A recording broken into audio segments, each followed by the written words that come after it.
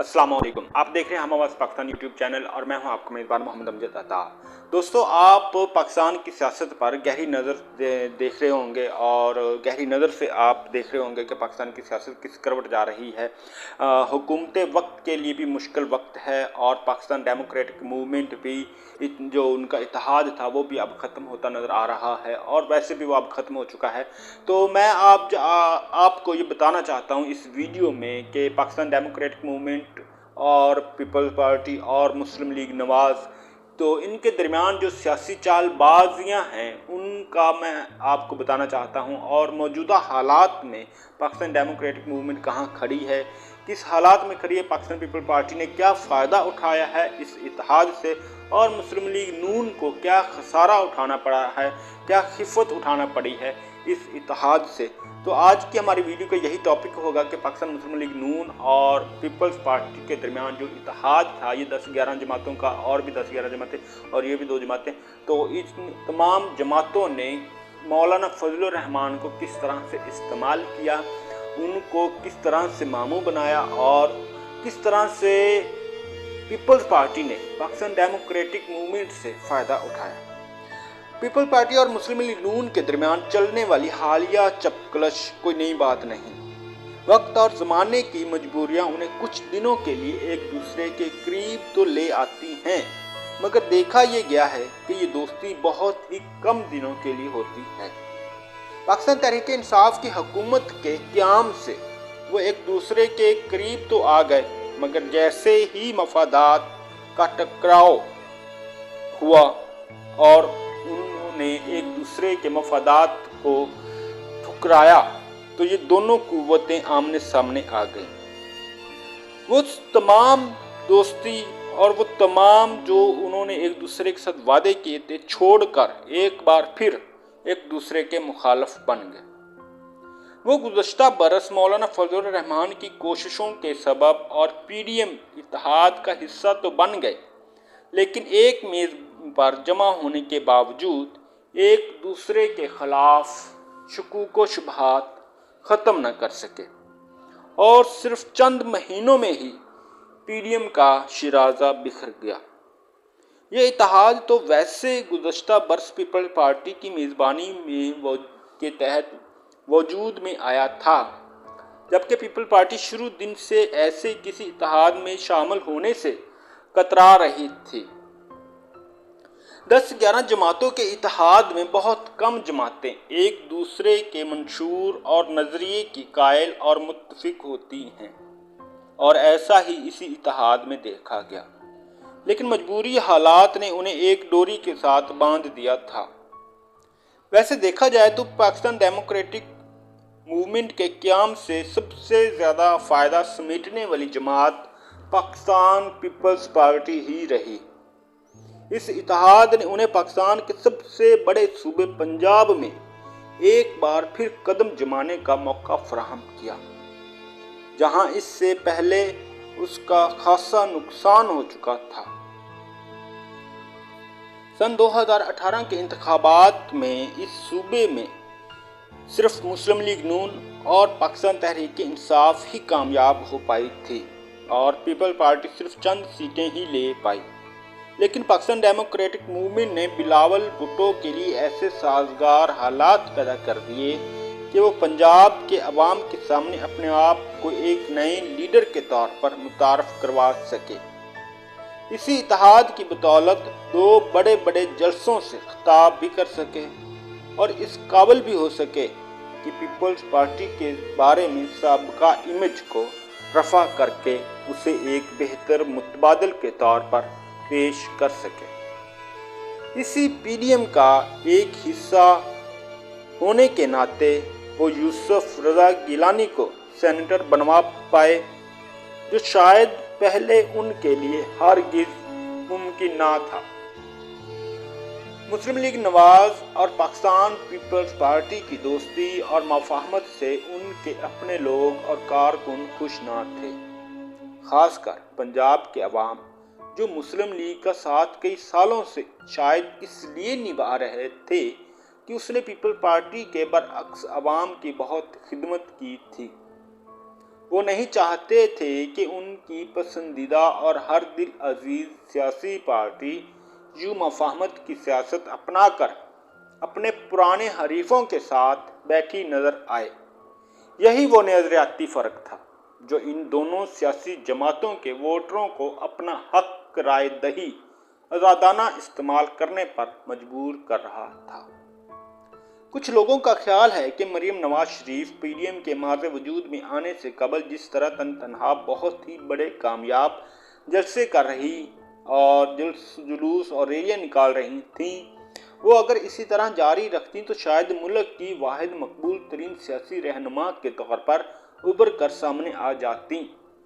मगर Pakistan democratic movement के इत्तेहाद ने उनकी इस इमेज को आगे बढ़ने से रोक दिया। जबकि दूसरी जानब पाकिस्तान पीपल्स पार्टी ने पीडीएम में शामिल होकर ऐसे फ़वायद हासिल कर लिए जो शायद पहले मुमकिन ना थे। असम्बलियों से इस्तीफ़ा ना देने के मामले से शुरू होने वाला ये तनाज़ा इस कदर बढ़ जाएगा कि खुद पीडीएम का वजूद ही खतरे से दो चार हो जाएगा। ये बात किसी के वहम गुमान में भी नहीं थी।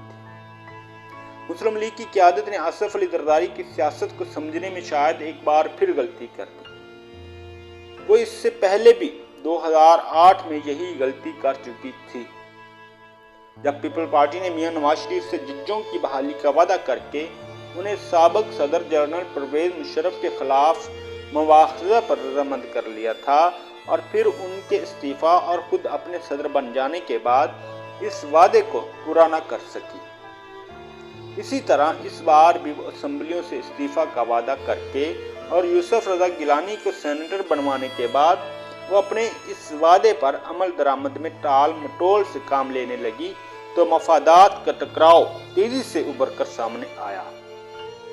फिर चुपचाप बाप की मदद से, ये बाप कौन है, बाप की मदद से यूसुफ रजा गिलानी को अपोजिशन लीडर बनवाने में कामयाब हो गई। हालांकि देखा जाए तो ये कोई इतना बड़ा इशू नहीं था और ना ये कोई इतनी बड़ी सीट थी। मिल बैठ कर भी मामला तय किए जा सकते थे, लेकिन यहाँ बात मफादात के टकराव की आ जाती है। जिद अना जो दोनों पार्टियों का असासा है। फिर बात यहाँ ख़त्म भी ना हुई और पीडीएम की तरफ से शोकाज नोटिस मिलने पर खफा होकर इत्तेहाद से फौरन अलहदा हो जाना कुछ मुनासिब रवैया न था। पीपल पार्टी का ख्याल है कि पाकिस्तान तहरीक इंसाफ की हुकूमत की नाअहली और नाकामी की सूरत में मुक़्तदरा कुव्वतों के लिए वो शायद उसी तरह एक बेहतर ऑप्शन के तौर पर खुद को सामने ला सकती है जिस तरह 1993 में मियां नवाज शरीफ की एस्टेब्लिशमेंट से नाराज़गी की सूरत में मुहतरमा बेनज़ीर भुट्टो एक मुतबादल ऑप्शन करार पाई थी। कराची के हल्का 249 के हालिया ज़मनी इलेक्शन में जो कुछ भी हुआ उसका तदारुक अगर आज ना किया गया तो ये सिलसिला आइंदा इलेक्शनों तक भी जाएगा। हमें ये सुनने में भी आया है कि पाकिस्तान मुस्लिम लीग नून ने ये नुक्ता उठाया कि जो बैलेट बॉक्सेस हैं वो पाक फौज के हवाले किए जाएं, जिस पर पाकिस्तान पीपल पार्टी काफ़ी नाराज़ हुई और पाकिस्तान पीपल पार्टी के जो शरीक चेयरमैन हैं आसिफ अली जरदारी और बिलावल भुट्टो जरदारी साहब ने काफ़ी नाराज़गी का इजहार भी किया। तो बात करते हैं कि जिस तरह पार्टी का सूबे में असर रसूख मौजूद है और पाकिस्तान पीपल पार्टी और वो अपना काम कर दिखाती है, रात के अंधेरे में नताज में हेरा फेरी रोकी न गई तो साफ और शफाफ इलेक्शन करवाने के तमाम प्रोसेस पर से अवाम का एतमाद ख़त्म होकर रह जाएगा और फिर वोटरों का टर्न आउट नाकाबिले यकीन हद तक इतना गिर जाएगा कि खुद सारा इंतखाबी अमल ही मशकूक बन जाएगा। हुकूमत और अपोजिशन को मिलकर इलेक्शन से पहले ये मसला हल करना होगा। यहाँ भी अगर नतायज को सही मानों में अवाम तक पहुँचने दिया जाता तो कोई क़यामत नहीं आ जानी थी। हमने इस सारे इलेक्शन की कैंपेन के दौरान देखा कि कराची के इस हल्का के आवाम को सिर्फ एक ही शिकायत थी कि उन्हें आम इस्तेमाल का पानी नहीं मिलता। हाइड्रेंट माफिया को तो बआसानी मिल जाता है। लेकिन इलाके की आवाम इस पानी को बरसों से तरस रहे हैं। सोचा जाए कि उनका ये मसला किसी ने भी अभी तक हल नहीं किया। अगर कर लिया होता तो फिर मौजूदा सूरत हाल पैदा ना होती। पाकिस्तान और पीपल पार्टी नून और मुस्लिम लीग नवाज चाहे तो कितने ही करीब आ जाएं, उनके दरमियान खलीज हमेशा हायल रहेगी। ये एक दूसरे के अगर खिलाफ ना रहें तो उनकी सारी सियासत ही ख़त्म होकर रह जाएगी। वोटरों की सोच और नज़रिए की बुनियाद ही इन दोनों के हरीफाना सियासत पर मबनी है। अगर सब एक हो जाएं तो इंतखाबात की फिर शायद ज़रूरत ही बाकी न रहे। दोस्तों, हमें ये देखना होगा कि पाकिस्तान पीपल पार्टी और मुस्लिम लीग नवाज इस वक्त क्या कर रही हैं। इनके लीडरों के खिलाफ कौन से केसेस हैं, इनके लीडर्स कहां बैठे हैं और कौन सा लीडर करप्शन केसेस का सामना कर रहा है। दोस्तों, हमें ये भी देखना होगा कि इन फैमिलीज में आगे कौन आने वाला है। और हमें ये भी बात सुनने में आती है कि पाकिस्तान तहरीक इंसाफ की हुकूमत बाज़ औक़ात हमें ये सुनने में आता है कि वो ख़त्म हो जाएगी या मिड टर्म इलेक्शन की तरफ जा रहे हैं। तो हमें ये भी देखने में आ रहा है कि उस्मान बुज़दार को हटाया जा सकता है और पंजाब हुकूमत में जो सूबाई हुकूमत है पाकिस्तान तहरीक इंसाफ की, उसको ख़त्म किया जा सकता है। इसके साथ साथ हमें ये भी देखने में आता है और सुनने में आता है कि जो पाकिस्तान तहरीक इंसाफ के सरबराह हैं इमरान खान साहब वज़ीर-ए-आज़म पाकिस्तान हैं, तो वो असम्बलियाँ तहलील भी कर सकते हैं, क्योंकि वो बारहा ये कह चुके हैं कि उन्हें कुर्सी की ज़्यादा ज़रूरत नहीं है, वो अपना रोल अपोजिशन में बैठकर भी अदा कर सकते हैं। तो हमें ये बातें सुनने में आती हैं, हमें ये आप तक बातें पहुंचाना हमारा फ़र्ज़ है। तो अगर आपको ये वीडियो पसंद आए तो लाइक कर दीजिएगा, चैनल को सब्सक्राइब नहीं किया तो चैनल को सब्सक्राइब कर लीजिएगा। इंशाल्लाह फिर मिलेंगे इस तरह की एक इन्फॉर्मेटिव वीडियो के साथ। अपना बहुत सारा ख्याल रखिएगा। अल्लाह हाफिज़। अस्सलाम वालेकुम।